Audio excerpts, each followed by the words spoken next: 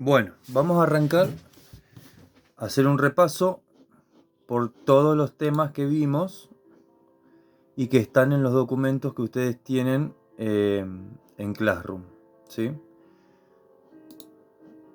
Bien, en el primer documento, que se llama Nociología clase 1, Teoría del Conocimiento, tienen la introducción, ¿sí? Ahí tienen un link que los manda a un video de YouTube donde aparece Alberto Leiseca contando un cuento de Edgar Allan Poe, ¿sí?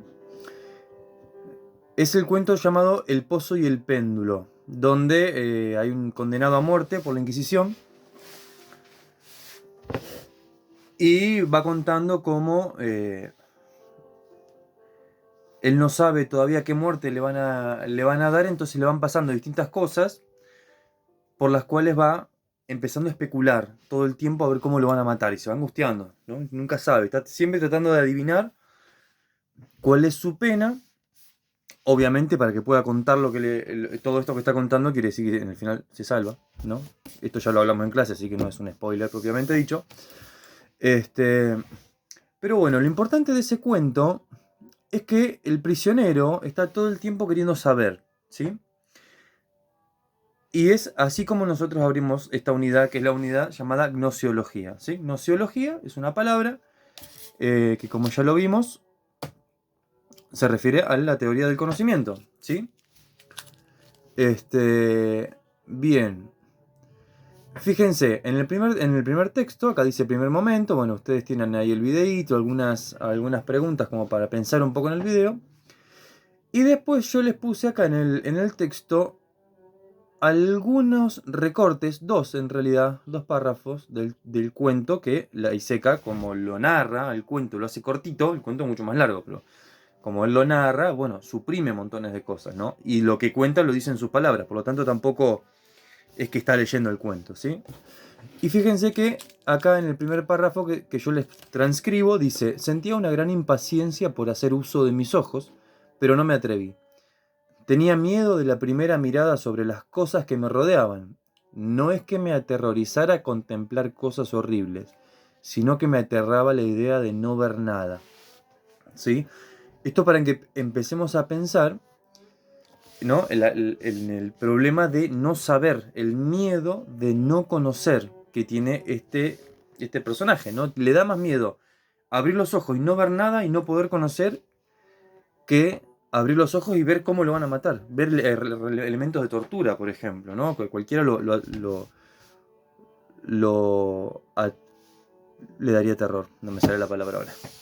Bueno, pero sin embargo le tiene más miedo a no poder ver, a no poder conocer, que a lo que sí podría conocer. Bueno, y entonces dice después, a la larga, ¿qué pasa? Este prisionero finalmente abre los ojos, no ve nada, como esperaba, y hay toda una negrura a su alrededor, ¿sí? Oscuridad absoluta. Entonces empieza a tantear con las manos y trata de descubrir dónde está metido, ¿sí? Y dice: a la larga se me hizo intolerable la agonía de la incertidumbre y avancé con precaución, extendiendo los brazos y con los ojos fuera de sus órbitas, con la esperanza de hallar un débil rayo de luz. Extendiendo los brazos y con los ojos fuera de sus órbitas, es decir, en la oscuridad absoluta, los ojos abiertos así como una lechuza, queriendo hallar un poquito de luz, ¿sí? Fíjense que acá ya tenemos los dos elementos que después van a ser el centro de todo lo que vamos a hacer. Los brazos y los ojos, es decir, por medio de los sentidos quiere conocer. Después van a ver que empieza a tantear las paredes, a ver en qué tipo de lugar está encerrado. Pero al mismo tiempo está su razón construyendo teorías, elucubrando, pensando posibilidades. ¿Sí? Por lo tanto, ese conocimiento al que él quiere llegar, que es cuál es su pena de muerte, en definitiva es trágico, pero bueno, igual se salva, así que no hay problema. Este, ese conocimiento lo quiere adquirir por los únicos dos medios que tenemos de adquirir el conocimiento: la razón, ¿sí? Pensar, elucubrar, ¿qué será lo que me espera? Y los sentidos, tratar de tocar algo, de ver, oler también, ¿sí? Otra de las cosas que aparece en el cuento, el olor que sienten en algunas situaciones, ¿sí? Esto es solamente para abrir la cuestión, para abrir el tema, ¿sí? Para abrir el problema del conocimiento. ¿Sí? Estamos dentro de filosofía. La filosofía estudia muchas cosas, entre ellas el conocimiento. También estudia, por ejemplo, la lógica, estudia los discursos, estudia la ética, estudia la estética, ¿sí? La belleza. Nosotros estamos dentro de todas las cosas que estudia la filosofía, dentro de la teoría del conocimiento, ¿sí? Para eso estamos pensando, bueno, en un prisionero que no puede conocer, ¿sí? Y estamos empezando a tratar de ponernos en su lugar y ver qué cosas pasan por el espíritu frente al problema del conocimiento, ¿sí? ¿Qué cosas mueven a conocer? Después de eso, tenemos en el texto algunas citas del Génesis, ¿sí? Algunas citas del Génesis. ¿Qué es el Génesis? Bueno, es la primera parte de la Biblia, del Antiguo Testamento. Y ahí se habla de la creación y demás cosas, ¿no? Y fíjense que ahora vamos a tener ya un punto de vista distinto, ¿sí? Vamos a entrar dentro de lo que es, acá le llamamos mitología, ¿sí? Es religión, para algunos puede ser una religión, para otros puede ser sencillamente una verdad, para otros puede ser ficción, ¿no? Hay montones de pensamientos con respecto a esto, no es la discusión que estamos teniendo ahora, no nos interesa eso.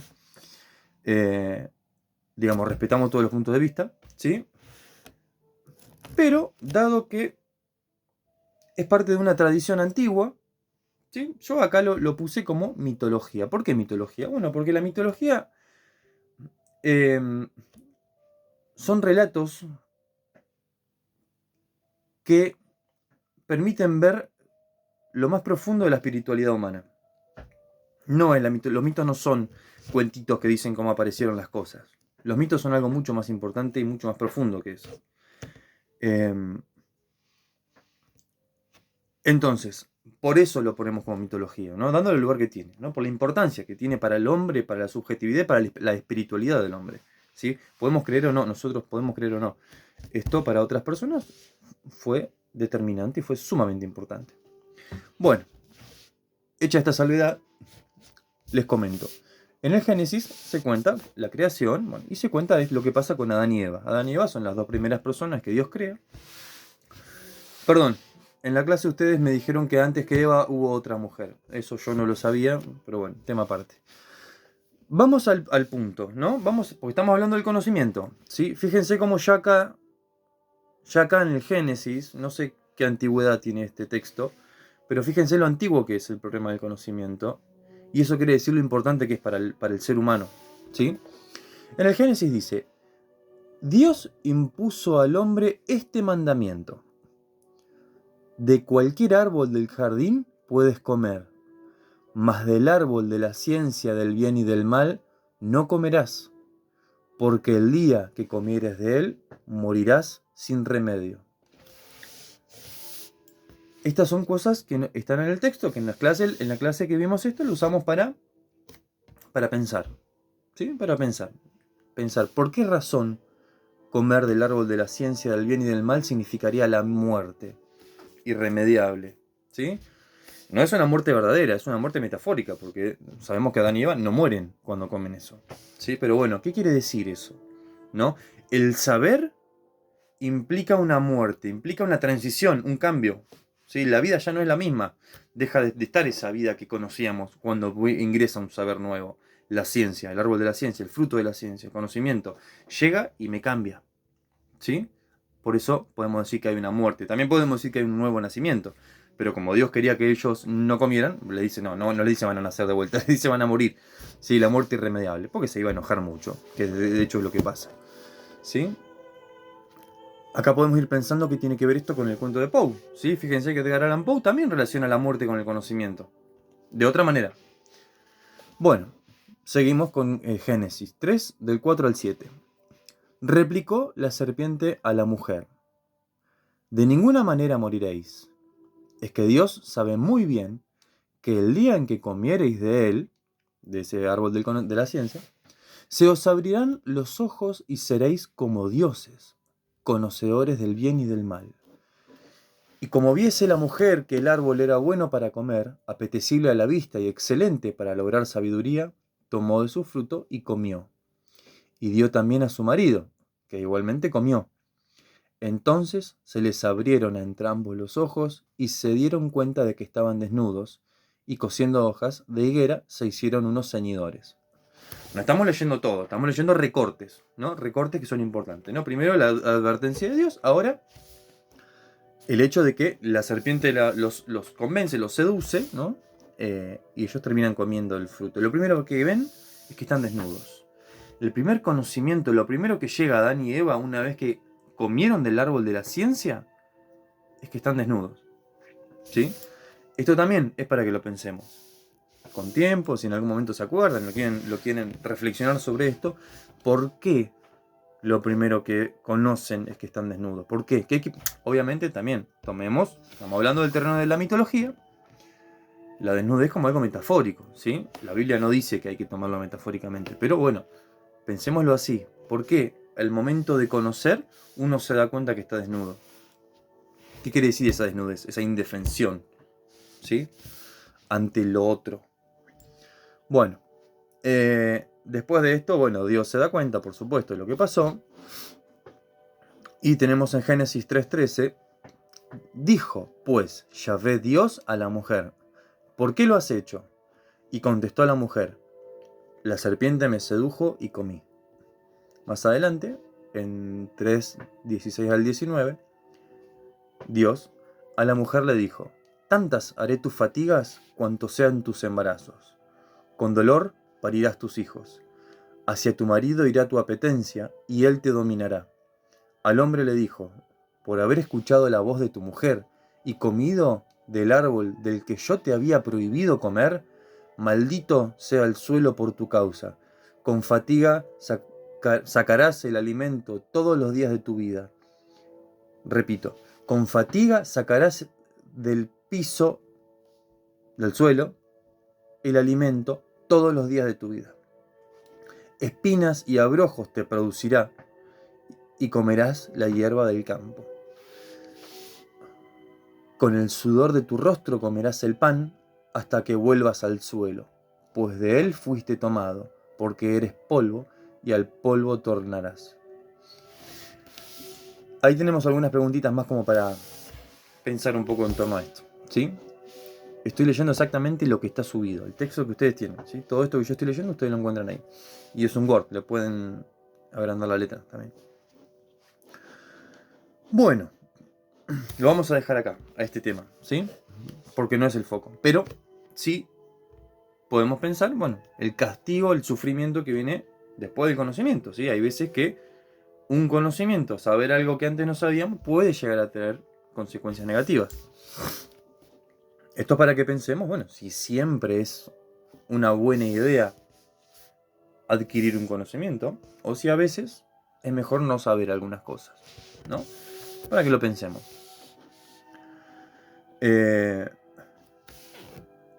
Con respecto a este tema, esto no es lo que voy a decir ahora, no lo vimos en clase, pero quizá ustedes sepan que la ciencia ha hecho muchos experimentos con seres humanos que después fueron prohibidos. Ahora ya no se puede hacer experimentos con humanos. Se puede, ciertos experimentos, pero con el consentimiento del ser humano,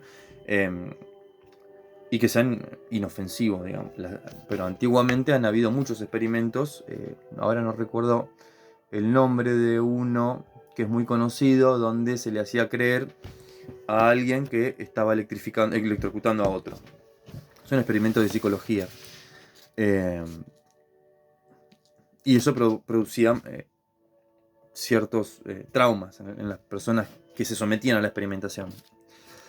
De hecho, en Los Simpson también hay una referencia a ciertos experimentos, cuando a Homero le van a poner una inyección de algo que él no sabe qué es, le explican más o menos y no le importa porque él quiere cobrar la plata que le van a dar en cambio de eso.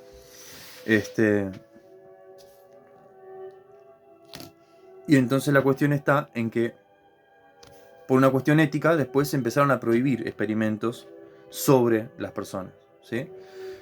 Yo les estoy diciendo algunos muy tranqui.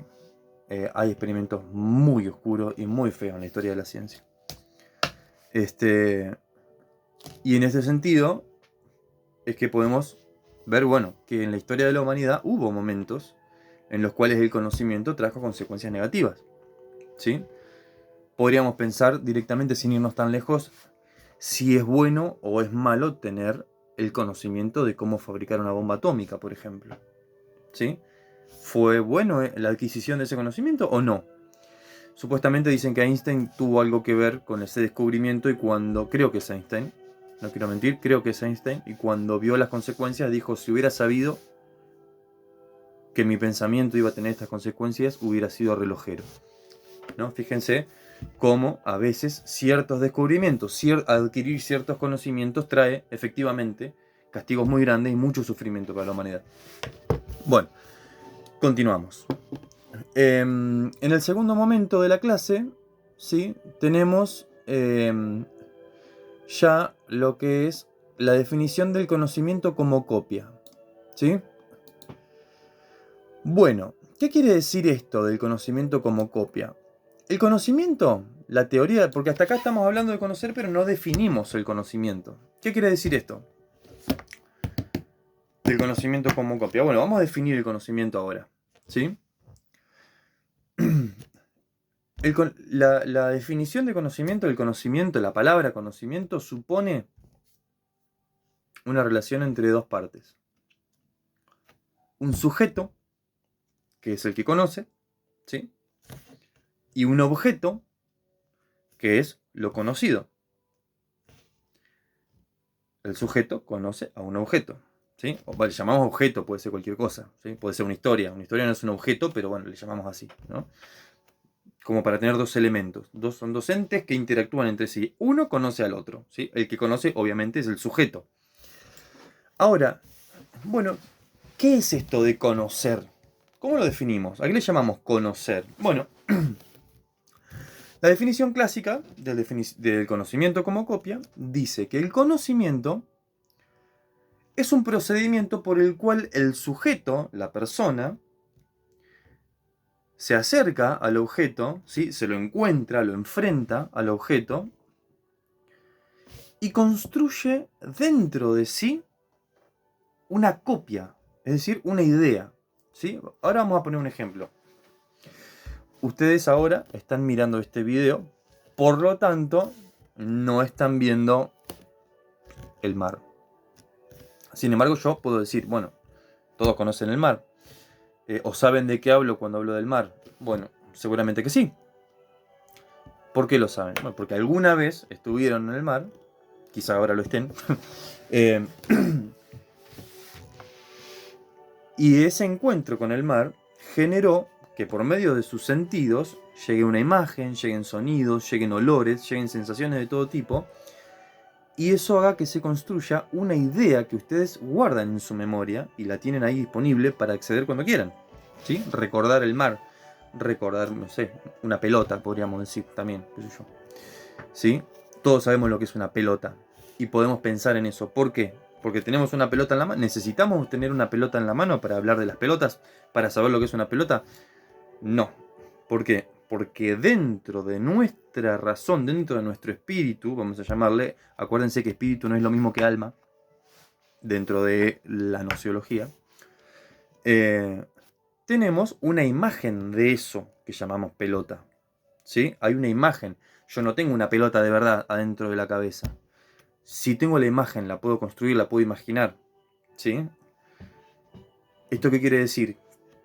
Que mi razón creó una copia de esa imagen y se la guardó, ¿sí? Por eso el conocimiento como copia. Porque yo me enfrenté a un objeto alguna vez en mi vida, vi una pelota por primera vez. Obviamente no lo puedo recordar. Lo mismo con el mar. Alguna vez fui por primera vez al mar. Antes de esa vez no lo había visto nunca. Bueno, ese encuentro con un objeto nuevo hace que yo construya dentro de mi razón una imagen. Y no solamente una imagen, sino un conjunto de sensaciones que se unen en el recuerdo. ¿Sí? Hablábamos del mar. Bueno, hay un sonido característico del mar. Hay olores característicos del mar y otro tipo de sensaciones, ¿no? Por ejemplo, se levanta viento y nos pega la arena fuerte. Bueno, tenemos montones de cosas que podríamos sumar a a esa copia que tenemos dentro de la cabeza. Por eso es conocimiento como copia. Porque creamos una imagen de ese objeto, ¿sí? Ahora, tenemos una imagen del objeto, ¿sí? Y acá viene la segunda definición importante. Una vez que yo fui al mar, mi razón cambió, porque ahora tiene algo que antes no tenía.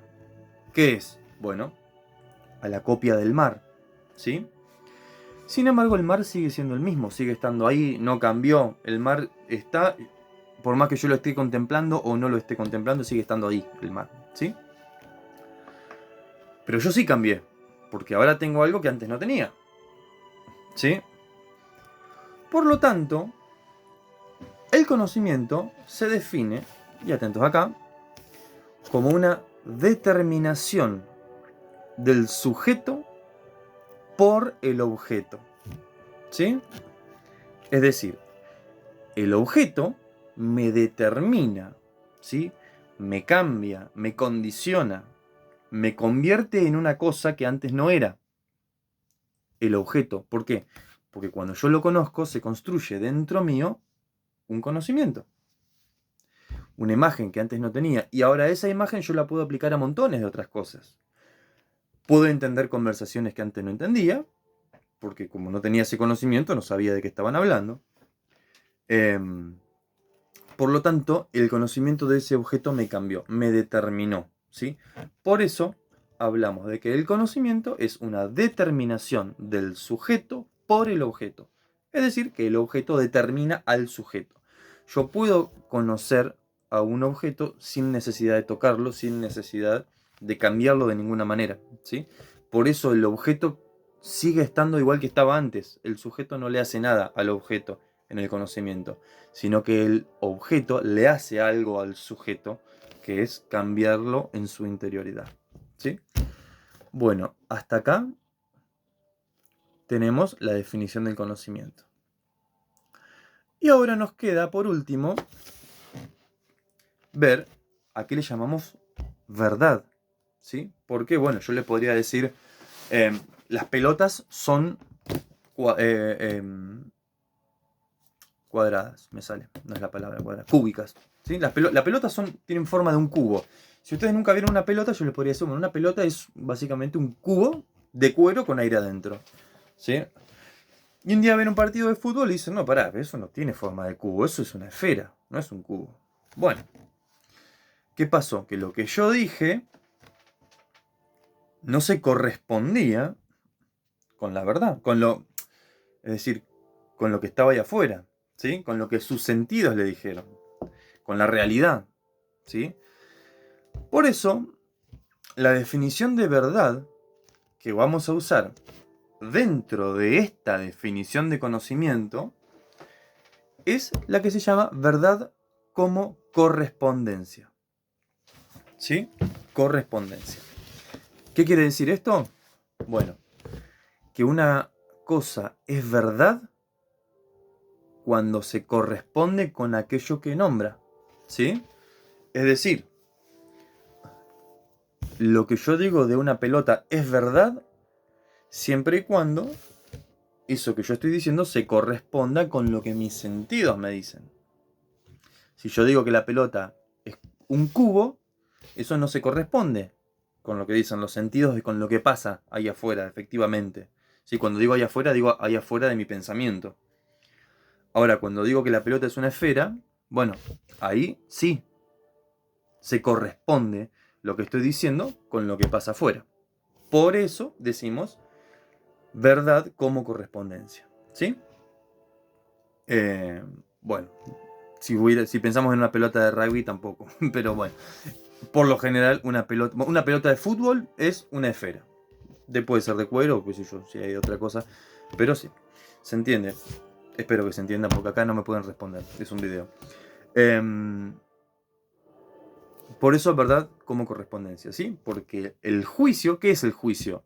Es lo que yo digo, lo que yo pronuncio, ¿sí? Esto es aquello. A es B. La pelota es una esfera. las ruedas son circulares, el azúcar es dulce, ¿sí? Eso es un juicio. Cuando yo digo, pronuncio una característica de otra cosa, ¿sí? Por ejemplo esto, ¿no? Una característica es que es una esfera. ¿De qué cosa? Bueno, de la pelota. Si eso en la realidad es cierto, se corresponde lo que estoy diciendo con lo que pasa con la realidad, bueno, entonces es verdad, ¿sí? ¿Por qué? Porque hay una correspondencia, ¿sí? Eso quiere decir verdad como correspondencia. Bueno, creo que hasta acá tenemos la primera clase, ¿sí? Ahora vamos a seguir con la segunda, donde vamos a entrar en los problemas del conocimiento. ¿Cuáles son los problemas? Sí, hasta acá tenemos la definición del conocimiento. Bueno, ahora vamos a entrar en la nociología propiamente dicha, ¿sí? En el estudio del conocimiento, ¿sí? Propiamente dicho, vamos a ver cuáles son los problemas que tiene el conocimiento. Bueno, y lo que viene después, que ustedes ya lo saben, pero lo vamos a repasar acá, ¿sí? Bueno, mágicamente me até el pelo y cambié la música. Espero que se escuche, está buenísimo. Django Reinhardt se llama lo que está sonando de fondo. Es música jazz gitano. Es un guitarrista que tuvo un accidente en un incendio y perdió 2 dedos. Tocaba solamente con 2 dedos, así, la guitarra.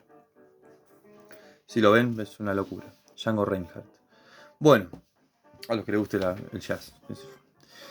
Vamos a la segunda parte a la segunda clase, ¿sí? Los problemas del conocimiento, y también vamos a entrar acá con Descartes, ¿sí?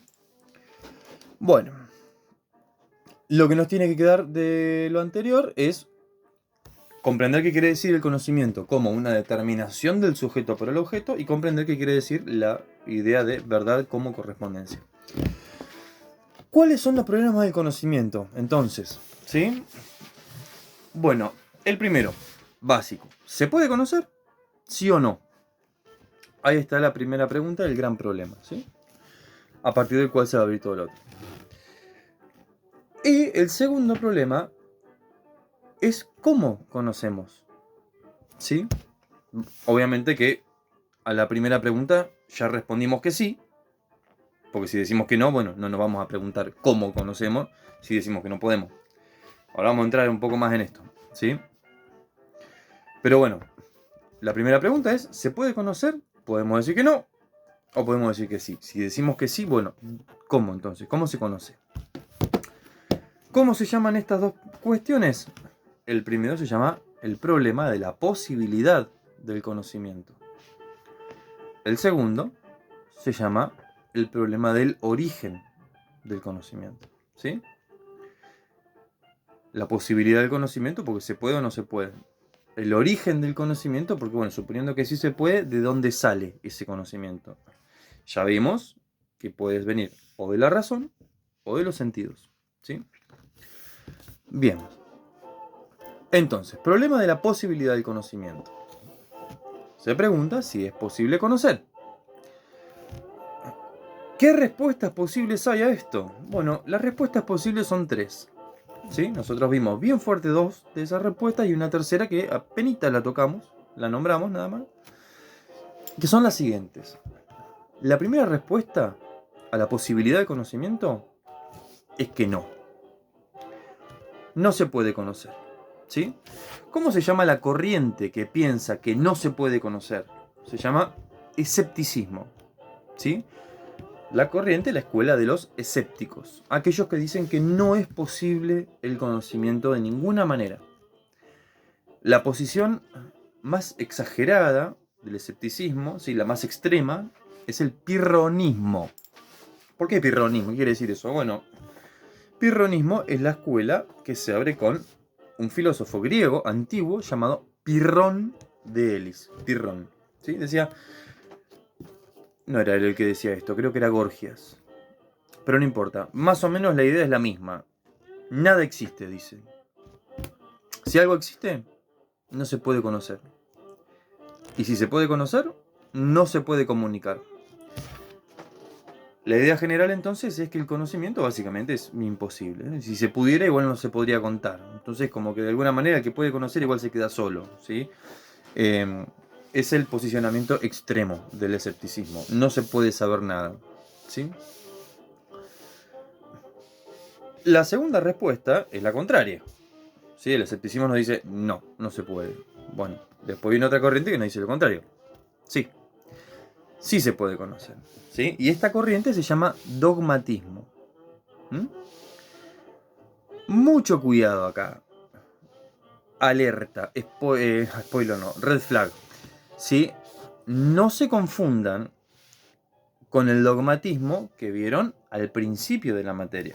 ¿Sí? La palabra dogmatismo puede significar muchas cosas. ¿Sí? Y dentro de las disciplinas, una misma palabra puede tener distintos significados.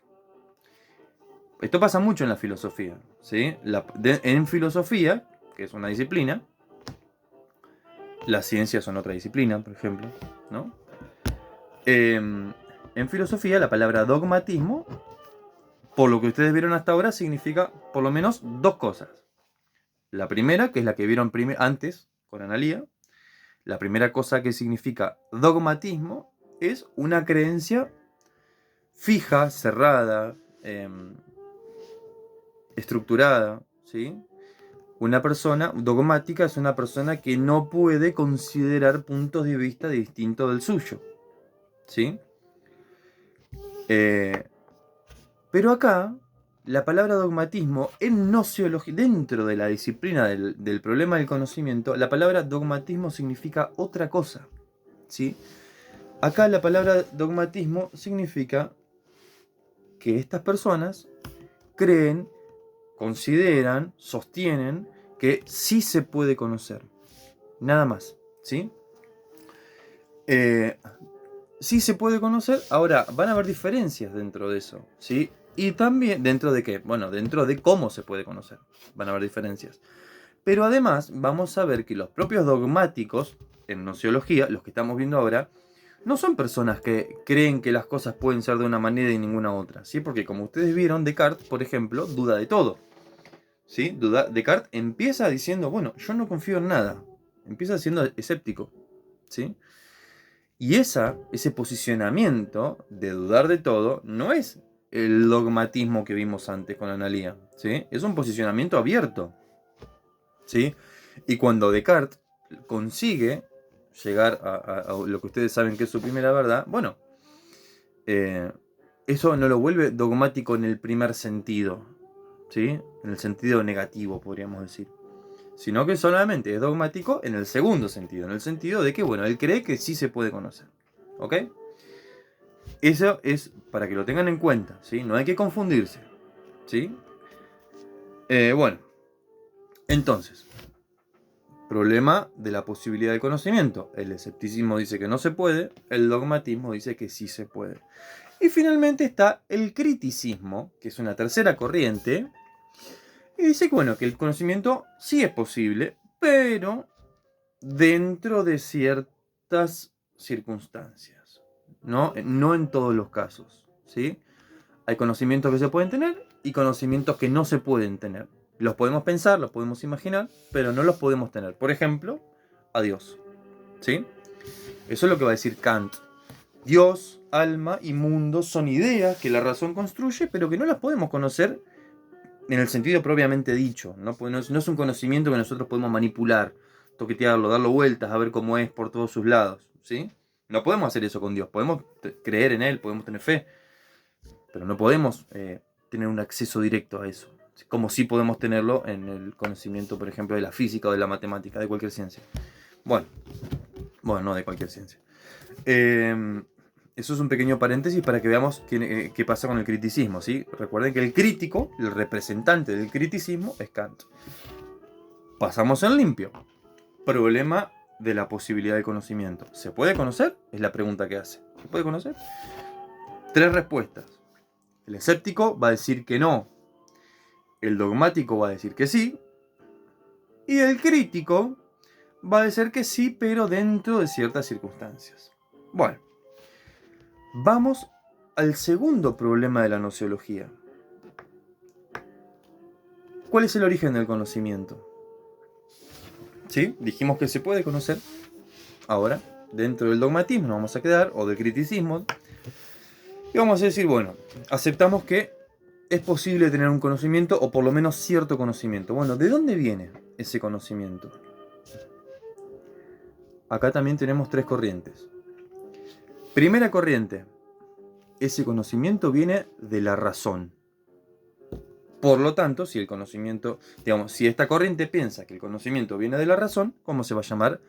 Racionalismo. ¿Sí? Podríamos decir razonalismo. Pero bueno, se llama racionalismo. ¿Sí? Es lo mismo. Racionalismo. Considera que el conocimiento viene de la razón. Otros van a decir, no viene de la razón. El conocimiento viene de los sentidos. ¿Sí? ¿Qué son los sentidos? Bueno, la experiencia. La experiencia del encuentro de los sentidos con su objeto, ¿sí? El encuentro de los ojos con la luz, de las papilas gustativas con el sabor, ¿sí? Del olfato con los perfumes, con los olores, con los aromas, del tacto. Por lo tanto, todo eso construye la experiencia, ¿sí? El término griego que designa la experiencia es empiria, ¿sí? Por lo tanto, la corriente que piensa, o empeiría, una cosa así, la corriente que piensa que se puede conocer solamente por medio de los sentidos se va a llamar empirismo, ¿sí? Entonces tenemos la razón, racionalismo, la experiencia, el empirismo, ¿sí? La experiencia son los sentidos. Y por último vamos a tener otra vez al criticismo, que va a decir, bueno, no es ni del todo para este lado, ni tampoco del todo para el otro lado. Es un poco y un poco, ¿sí? Va a decir el criticismo. Se puede conocer algunas cosas, otras no, y aquellas que se pueden conocer, bueno, no se conocen ni exclusivamente con la razón, ni exclusivamente con los sentidos, sino con una mezcla de las dos cosas, ¿sí? Bueno, hasta acá tenemos los problemas del conocimiento, ¿sí? Son dos problemas. Uno, ¿se puede conocer? No, van a decir los escépticos. Sí, van a decir los dogmáticos, más o menos van a decir los críticos. O sea, sí, pero en ciertas circunstancias. Segundo problema, el origen del conocimiento. Es decir, ¿de dónde viene el conocimiento? De la razón, van a decir los racionalistas. De los sentidos, van a decir los empiristas. Tanto de la razón como de los sentidos van a decir los críticos. Pero guarda que eso tiene algunos límites. No es que junta la dos y listo, ¿sí? Es mucho más complejo que eso. Igualmente no vamos a entrar acá en este video al criticismo. Nos vamos a quedar solamente en lo que va a entrar en la evaluación. Bueno, ahora es momento de entrar en Descartes, ¿sí? Descartes. ¿Quién es Descartes? René Descartes. Descartes se escribe. Vivió a partir del año 1596 hasta el año 1650, ¿sí? Por lo tanto vivió 54 años. Fue filósofo, fue matemático, fue científico. En esa época los filósofos eran en realidad personas que conocían prácticamente todos los dominios del conocimiento del momento, ¿sí? Por lo tanto tenían conocimiento de óptica, de física, de matemática, etcétera, etcétera, un largo etcétera. Y en el momento de Descartes habíamos hablado que se disputaban digamos, el primer puesto de quienes tienen el conocimiento más cercano a la verdad, entre varias disciplinas: las ciencias, la filosofía, la magia, la astrología, etc. Estamos en un momento en que la Edad Media recién está cediendo, ¿no? Aunque ya para algunas formas de ver la historia ya estamos plenamente en la modernidad, pues ya existe la imprenta, no sé si ya existe la máquina de vapor o no, pero bueno. La Iglesia Católica ya pierde todo ese poder que tenía, no lo pierde del todo, lo va empezando a perder, ¿sí? La ciencia se empieza a separar del pensamiento religioso, ¿sí? Hasta ese momento, si la Iglesia decía que eso no se podía pensar, si la Iglesia decía que una cosa no se podía pensar, esa cosa no se podía pensar. Recuerden siempre el juicio a Galileo, ¿sí? Si no saben qué es, lo buscan. Para no hacer más largo el video. En medio de todo este caldo, podríamos decir más que caldo este guiso, porque tiene partes bien que se distinguen unas de otras, pero valen todas lo mismo hasta ese momento. Aparece Descartes, que quizás lo conozcan de otras obras como los ejes cartesianos que habrán visto en matemática. Es el mismo Descartes, es la misma persona. Aparece Descartes y dice, bueno, yo quiero encontrar una verdad que valga más que el resto. Una verdad en la que yo pueda confiar, que pueda decir, bueno, esto es verdad, ¿sí? Esto vale más que una explicación de la astrología, esto vale más que una explicación, qué sé yo, de la magia, de la física, de la ciencia, porque la ciencia me puede decir a mí que hay átomos, no sé si se decía esto en ese momento, aunque los átomos ya vienen de la Grecia antigua, la idea de los átomos, de una corriente llamada atomismo. Pero quiero decir, necesitamos algo que nos dé una certeza de la cual nos podamos agarrar y construir conocimiento verdadero, ¿sí? Ese era el gran problema que tenía Descartes. Bueno, ¿y cómo hago? Va a decir. Los filósofos discuten unos con otros, son todos recontragenios, pero no se ponen de acuerdo en nada. Entonces, ¿dónde está la verdad? ¿A quién le creo? Va a decir, bueno, no le creo a ninguno. Muy simple. ¿Y cómo consigo una verdad? Y bueno, para que algo sea cierto, tiene que resistir todas las críticas, ¿no? Para que algo sea cierto, tiene que ser algo en lo que yo no pueda dudar. Va a decir, bueno, ahí está. Una verdad que valga como tal, como verdad absoluta, podríamos llamarle ahora, ¿sí? No se queden con ese término absoluta, pero una verdad, aunque sí, lo termina siendo, va a ser aquella verdad de la que no pueda dudar. Bueno, entonces, ¿qué hago? Y bueno, dudo, ¿sí? Entonces, Descartes va a construir su método para conseguir esa verdad. ¿Cómo? Dudando, ¿sí? Dudando de todo lo que pueda dudar. Y dado que la forma de buscar la verdad que tiene Descartes es la duda, por lo tanto, el método de Descartes es la duda. Esto quiere decir que estamos hablando de una duda metódica, ¿sí? Grábense eso, duda metódica, ¿sí? ¿Por qué duda metódica? Porque es el método que va a usar para encontrar esa verdad. ¿Cuál es el método? La duda. Bueno, dice Descartes, voy a dudar de todo. ¿Cómo dudo de todo? Porque si yo me pongo a ver acá lo que estamos viendo en este video, tengo acá a mi costado, acá hay unos cuadernos, hay una carpeta, acá hay una madera, tengo puesta una campera. Sí, no, a ver, dice Descartes, no voy a dudar una por una de todas las cosas que veo. Tengo que dudar de lo más universal, de aquello que englobe todo, ¿sí? Entonces dice, bueno, antes que siga, Descartes va a decir aquello que me haya engañado por lo menos una vez, o aquello de lo cual yo pueda pensar que de alguna forma podría engañarme, lo descarto, ¿sí? Entonces dice, bueno, voy a dudar universalmente. Y bueno, ¿cómo hago? Bueno, lo primero van a ser los sentidos. Lo primero que a mí me da conocimiento son los sentidos, ¿sí? Porque yo veo cosas, escucho, etc. Pero, ¿qué pasa? Bueno, los sentidos me engañan. Dice, ¿por qué? ¿Cómo sé que me engañan? Y bueno, yo voy en una canoa, voy remando y cuando meto el remo en el agua, yo veo que el remo está quebrado. Lo podemos pasar a una cucharita adentro de un vaso de agua. Metemos en un vaso de agua por la mitad, metemos una cucharita y vamos a ver que la cuchara parece como si estuviera quebrada.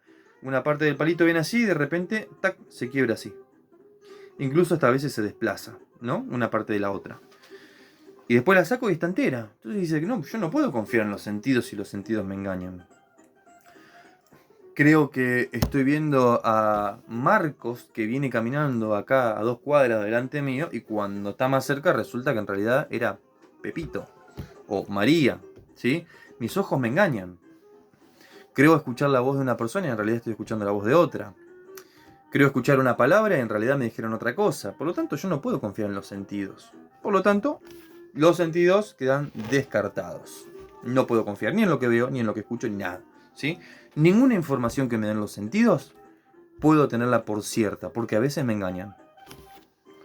Bueno, dice, pero en realidad yo, sin embargo, por más que desconfíe de los sentidos, estoy seguro de que estoy acá sentado al lado del fuego escribiendo mi cuadernito. Así como yo estoy seguro de que estoy acá delante de un teléfono grabando un video. Y ustedes estarán seguros y seguras de que están mirando un video en un teléfono y escuchándolo. Y eso no se puede dudar, porque es una experiencia viva. Pero ante eso va a decir Descartes, bueno, sí, pero cuando estoy durmiendo me pasa lo mismo. A veces estoy soñando y la verdad es que los sueños cuando estoy soñando yo no sé que estoy soñando. Vivo lo mismo que si no estuviera soñando. Por lo tanto, yo no sé realmente cuándo estoy despierto y cuándo estoy soñando. ¿Sí? Por esto que decimos, cuando estamos soñando no sabemos que estamos soñando. Por lo tanto, no puedo confiar en el hecho de que estoy despierto ahora. No puedo confiar en eso. No puedo confiar en la vigilia. No puedo confiar en el hecho de que estoy aquí ahora. Capaz que estoy acostado en una cama. Capaz que soy un cerebro metido dentro de un frasco y conectado con algunos tubitos que te está construyendo toda la vida que tengo. No sabemos nada de eso. Por lo tanto, bueno, no puedo. No, la verdad que no puedo creer en la vigilia, ni en el sueño, ni nada. No puedo creer nada de lo que veo. Bueno, pero me queda otra cosa.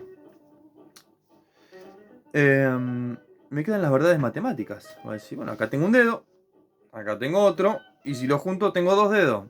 Y junto nomás son tres. Siempre van a ser dos. Esté soñando o esté despierto, 1 más 1 son 2. 3 por 4 son 12. La raíz cuadrada de 144 es 12 también. Guarda. Bueno, ¿cuál es el logaritmo de 95? Eso se lo dejo a ustedes. Pero siempre va a ser el mismo resultado. No importa que esté despierto o que esté dormido. La matemática vale siempre igual. No cambia. ¿Sí? Lado por lado va a ser siempre la fórmula para obtener el área de un cuadrado o de un rectángulo. ¿Sí? No cambia, eso no cambia. La matemática es universal, no se modifica de ninguna manera y no falla. No falla. Y acá viene la clásica avivada de Descartes. Dice, bueno, está bien, la matemática no falla. Sin embargo, existe la posibilidad de que yo haya sido creado por un dios malvado. Quizá un dios malvado me creó, y es tan malo ese dios que hace que cada vez que yo haga una cuenta matemática, me equivoque en el resultado. Por lo tanto, si hago 2 más 2, voy a decir que es 4. Pero quizás sea 5. Y como está ese dios malvado ahí en el medio, me hace creer que es 4. Y yo no sé. No lo puedo saber. Y dice Descartes, bueno, sí, no tengo razones. O sea, no tengo pruebas para decir que ese dios existe. No tengo razones para decir que está ahí ese dios. Pero tampoco tengo pruebas de que no esté. ¿Por qué? Suponer que ese dios no existe vale lo mismo que suponer que ese dios existe. Son suposiciones. ¿Sí? Por lo tanto, dice Descartes, bueno, con esto, por más que sea un invento mío, no me importa, porque nadie me puede demostrar que ese Dios no existe. No puedo confiar en la matemática, porque, está bien, yo no me engaña, pero yo creo que no me engaña. Podría ser que sí me esté engañando. Y sin que haya Dios maligno, como dijimos hoy. ¿Cuál es el logaritmo de 95? Bueno, no lo podemos sacar. Sí, por lo tanto, la matemática tampoco. ¿Cuál es la raíz cuadrada de 125? Creo que es 25. O, bueno, no sé. No es 25. Pero bueno, fíjense que ahí me equivoqué. Hice una cuenta rapidita en la cabeza y dije cualquier cosa. Por lo tanto, también me puedo equivocar matemáticamente por más que no haya un genio maligno. ¿Sí? Por lo tanto, dice Descartes, bueno, de las verdades matemáticas no voy a confiar tampoco. Bueno, ¿qué queda acá? No queda nada. No puedo confiar en lo que veo, no puedo confiar en que estoy despierto o dormido, no puedo confiar en la matemática, no puedo confiar en lo que escucho, o sea, en nada de los sentidos. ¿Qué me queda? No me queda nada. quedó absolutamente aislado, preguntándome inútilmente porque no hay nada que me dé una confianza de que conozco algo. Ahora, dice Descartes, fíjense, hay una cosa acá. Yo soy algo que está dudando. Soy algo que está pensando. Está bien, capaz que en todo lo que pienso me equivoco. En todo. No tengo ninguna certeza de nada. Lo que sea, me creó un Dios maligno, por lo tanto, cualquier cosa que yo piense está mal. Lo acepto. Vamos a aceptarlo como hipótesis por un momento. ¿Sí? Vamos a suponer que cualquier cosa que consideremos conocimiento es mentira. Fíjense que esto es escéptico. ¿Sí? Es escepticismo. Descartes está siendo escéptico al principio. Dice, no puedo conocer nada, no puedo confiar en ningún conocimiento. Nada. Nada. Eso es escepticismo. Ahora, estoy dudando. Aunque sea para equivocarme, estoy pensando. Por más que todo lo que pienso sea mentira, esté equivocado, estoy pensando. Soy una cosa que piensa. Por lo tanto, soy una cosa que existe. ¿Sí? Pienso. Por lo tanto, existo. Y ahí llega Descartes a su primera certeza. Como él es un ente que piensa, por lo tanto, es un ente que existe. Si no existiera, no podía ni siquiera equivocarse. Si no existe, no puede ser engañado por el Dios maligno, porque no existe. ¿Sí? Por lo tanto, la conclusión es que dado que soy algo que piensa, existo. Y eso es imposible que sea un error. ¿Sí? Es una verdad que va de suyo, es una verdad obvia, digamos. Para equivocarme tengo que existir. Por más que me equivoque en todo, existo. ¿Sí? Esto que acabo de decir, la primera certeza de Descartes, se llama, comúnmente se le conoce como el cogito. ¿Por qué? Bueno, porque en latín es cogito ergo sum. Se escribe así. Cogito ergo sum. Pienso, luego existo. ¿Sí? Advertencia. Esto ya lo hablamos. Cuando decimos pienso, luego existo, no estamos diciendo que ese luego, esa palabra que está en el medio luego, quiere decir que hay un orden temporal. ¿Sí? No es que primero pienso y como pensé, ahora puedo existir. No, no es eso. ¿Sí? Ese luego significa por lo tanto. ¿Sí? Es un luego causal, de causa. ¿Sí? Y ya está hervida el agua, luego puedo poner el saquito de té. ¿Sí? Es decir, está hervida el agua, por lo tanto ya puedo poner el té. Tengo hambre, luego voy a buscar comida. ¿Sí? Tengo hambre, por lo tanto voy a buscar comida. ¿Sí? Ese luego significa por lo tanto. Pienso, luego existo. Cogito ergo sum. Eso se conoce como sencillamente el cogito. La primera verdad de Descartes. La primera certeza. ¿Sí? Bueno, hicimos el recorrido de la duda metódica, dudamos de todo, pasamos por el genio maligno y llegamos finalmente a que hay una certeza y es que existo. ¿Sí? Ahora, bueno, sí existo, pero todavía tengo que saber si puedo conocer algo. Porque ahora sé que existo, pero hasta ahora sé que existo, pero que soy una cosa que está equivocada. O no, no sé, no tengo ninguna garantía de que sí ni de que no. ¿Cómo se salva Descartes de este problema? Bueno, piensen que estamos, vamos a refrescar acá, estamos en el año más o menos 1630. Dijimos que la iglesia estaba perdiendo su poder, pero no dijimos que lo había perdido del todo. En un momento casi medieval donde la Inquisición, sí, después pueden buscar lo que fue la Inquisición, creo que todavía existía, sí, estoy seguro que todavía existía, donde casi lo matan a Galileo en una hoguera, casi lo prenden fuego vivo, por decir que en el centro del universo estaba el Sol y no la Tierra.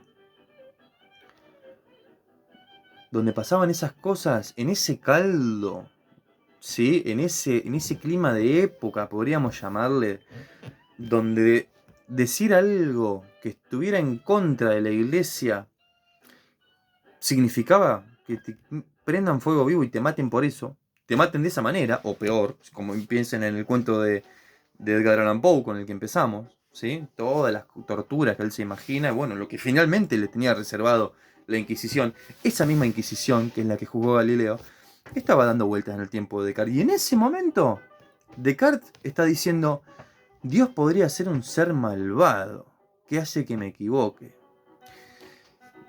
Digamos que se metió en una bastante fea, ¿sí? Se metió en un problema jodido. Se tiene que salvar. Y al mismo tiempo tiene que decir, bueno, ¿puedo conocer o no puedo conocer? Bueno, Descartes va a matar dos pájaros de un tiro. Y la forma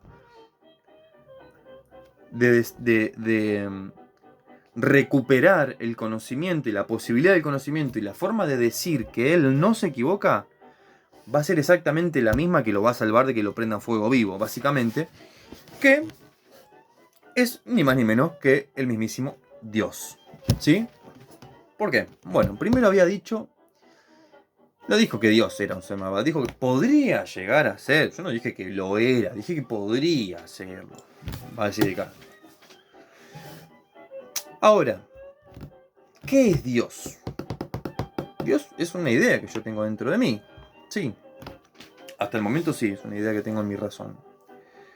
Esa idea es perfecta, dice Descartes. La idea de Dios que yo tengo dentro de mí es la idea de un ser perfecto, de un ser todopoderoso, absolutamente bueno, es todo amor y omnisapiente. Es un ser perfecto, es un ser que lo tiene todo. ¿Sí? Incluso la propia idea de Dios que yo tengo es perfecta. ¿Sí? Entonces, si la idea es perfecta, Dios tiene que ser más perfecto todavía. Ahora, esa idea está en mi razón. Pero yo no soy perfecto. Yo dudo, tengo miedo, me equivoco, tengo pasiones, qué sé yo. A veces pierdo el control. Yo no soy perfecto. ¿Y cómo puede haber algo perfecto dentro mío si yo no soy perfecto? Yo que soy un ser imperfecto puedo haber creado desde mi imperfección, ¿puedo haber creado algo perfecto? No. Lo imperfecto no puede crear lo perfecto. De algo más chico no puede salir algo más grande. De una manzana sola no puede salir un cajón de manzana. ¿Sí? Entonces, dice Descartes, bueno, entonces, ¿cómo puede ser que yo tenga la idea de un Dios perfecto cuando yo no soy perfecto? Y bueno, la respuesta es muy simple. ¿La respuesta cuál es? Primero, Dios existe. Segundo, Dios es perfecto. Tercero, Dios puso dentro de mi espíritu la idea de su propia existencia. En el momento que yo nací. Desde antes de nacer quizá también, ¿no? Por lo tanto, desde el propio momento de mi nacimiento, yo ya tengo dentro de mi razón la idea de un Dios perfecto. ¿Por qué la tengo? Porque Dios la puso ahí. Porque Dios quiere que yo lo conozca. ¿Por qué? Porque me ama. Y si Dios me ama, y es perfecto, y es bueno, entonces no quiere que yo me equivoque. Y si Dios no quiere que yo me equivoque porque es bueno, porque me ama y porque es perfecto, por lo tanto, Dios no va a hacer que yo me equivoque. Yo me puedo equivocar porque soy imperfecto, pero sin embargo, existe la posibilidad de que consiga un conocimiento que sea verdadero. Porque Dios me ama, porque Dios va a permitir que yo acceda a la verdad. ¿Sí? No se va a empecinar en engañarme como ese Dios malvado que yo me había imaginado antes. ¿Sí? Entonces, Dios es la garantía de que sí puedo conocer. ¿Sí? Acá cortamos con Descartes. ¿Sí? Es posible conocer y es posible porque Dios a mí me habilita. ¿sí? Y Dios es una idea innata, para mí. O sea, Dios es un ser supremo, todopoderoso, omnisapiente, que es todo amor, es bueno, qué sé yo. Existe. Y dentro mío hay una idea que ese mismo Dios puso del propio Dios. ¿Sí? Es una idea que yo traigo del nacimiento. ¿Por qué insisto con esto? Bueno, porque este problema después lo vamos a tener otra vez en Hume, en la próxima media hora de video. Cuando haya cambiado la música y haya hecho alguna otra cosa más estética. Acá cerramos con Descartes. ¿Sí? Repaso fugaz. Descartes quiere conseguir una verdad que no se pueda dudar. Una verdad absoluta. ¿Cómo consigo una verdad absoluta? Bueno, aquella de la cual no pueda dudar. ¿Cómo hago? Dudando de todo. Dudo de los sentidos, dudo de que estoy despierto o que estoy dormido, dudo de la matemática usando el genio maligno, que descubro que soy una cosa que está dudando. Si soy una cosa que está dudando, soy una cosa que existe. Si pienso, si dudo, si pienso, por lo tanto, existo. ¿Sí? Pienso, luego existo. ¿Sí? ¿Cómo sé que no me estoy equivocando? Bueno, porque dentro mío hay... Mejor dicho, ¿cómo sé que puedo obtener conocimiento que no sea falaz, que no sea errado? Bueno, lo sé porque soy creado por Dios. ¿Cómo sé que soy creado por Dios? Bueno, porque tengo dentro de mí la idea de Dios y la idea perfecta. Y yo, como soy imperfecto, no puedo crear algo perfecto. Por lo tanto, tengo esa idea porque Dios la puso ahí. ¿Sí? Como Dios es bueno, es perfecto, me quiere, me creó de manera tal que yo sí pueda conocer. Por lo tanto, sí es verdad que tengo cuerpo, sí puedo darme cuenta cuando estoy despierto o dormido, a veces sí, a veces no, pero bueno, puedo tener conocimiento, ¿sí? Por lo tanto, la garantía de que hay conocimiento es el propio Dios, ¿sí? Hasta acá llegamos con Descartes. Listo, vamos a cortar acá, ¿sí? Esto es todo lo que tenemos en el texto, ¿sí? Ahora vamos a volver y vamos a retomar con Hume y ya con eso terminamos. Terminamos lo que entra en el parcial, en la prueba.